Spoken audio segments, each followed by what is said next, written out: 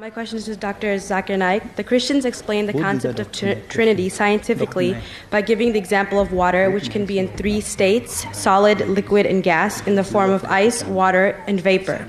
Similarly, one God is a triune God, Father, Son, and Holy Ghost. Is this explanation scientifically correct? Just a comment before I give the answer. We should not tempt God, we should not test God, but here we aren't testing God, we are testing the human being.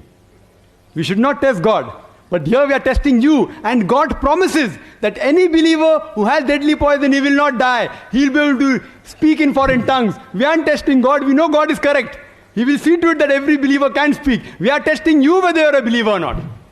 Coming to the question of the sister, that there are Christians who say that scientifically we can prove the concept of Trinity, like how water can be in three states, solid, liquid, and gas, like ice, water, and vapor. So similarly, God is in three forms, Father, Son, and Holy Ghost.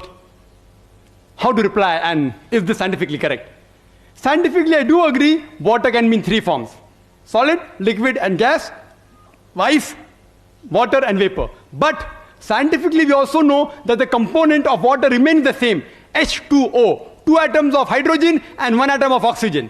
The components remain the same, the constituent remains the same, the forms keep on changing, there is no problem. Let's check with the concept of Trinity. Concept of Trinity, Father, Son, and Holy Ghost. Form, they say form changes. Okay, for sake of argument we agree. Does the component change? God and Holy Ghost is made of spirit. Human beings are made of flesh and bones. They aren't the same. Human beings require to eat.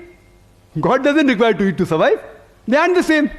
And this is testified by Jesus Christ, peace be upon him, himself in the Gospel of Luke, chapter number 24, verse number 36 to 39. He says that, behold my hands and feet, handle me and see, for a spirit has no flesh and bones.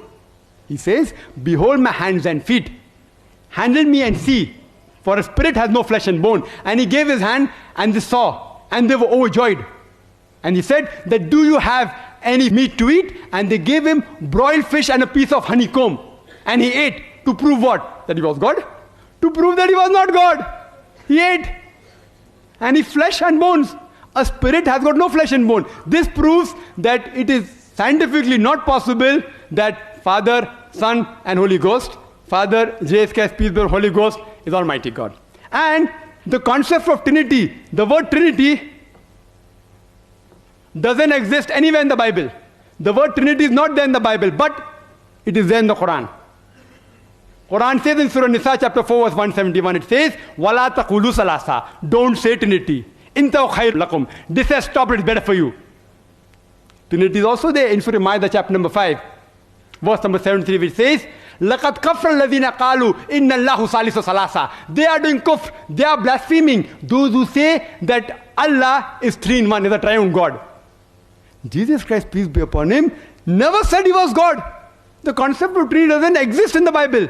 The only verse which is closest to the concept of Trinity is the first epistle of John, chapter number 5, verse number 7, which says, for there are three that bear record in heaven, the Father, the Word, and the Holy Ghost, and these three are one. But if you read the Revised Standard Version, revised by Thaydu scholars, Christian scholars of the highest eminence, backed by 50 different corporate denominations, they say this verse of the Bible, first epistle of John, chapter 5, verse number 7, is an interpolation, is a concoction, is a fabrication. It was thrown out of the Bible. Jesus Christ, peace be upon him, never claimed divinity. There is not a single unequivocal statement in the complete Bible where Jesus Christ, peace be upon him, says, I am God, or where he says, worship me. In fact, if you read the Bible, it is mentioned in the Gospel of John, chapter number 14, verse number 28, he said, my Father is greater than I. Gospel of John, chapter number 10, verse number 29, my Father is greater than all. Gospel of Matthew, chapter number 12, verse number 28, I cast out devils with the Spirit of God. Gospel of Luke, chapter number 11, verse number 20, I with the finger of God cast out devil. Gospel of John, chapter number 5, verse number 30, I can of my own self do nothing.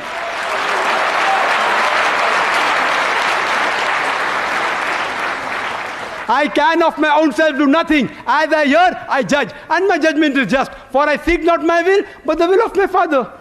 Anyone who says not my will, but God's will, he's a Muslim.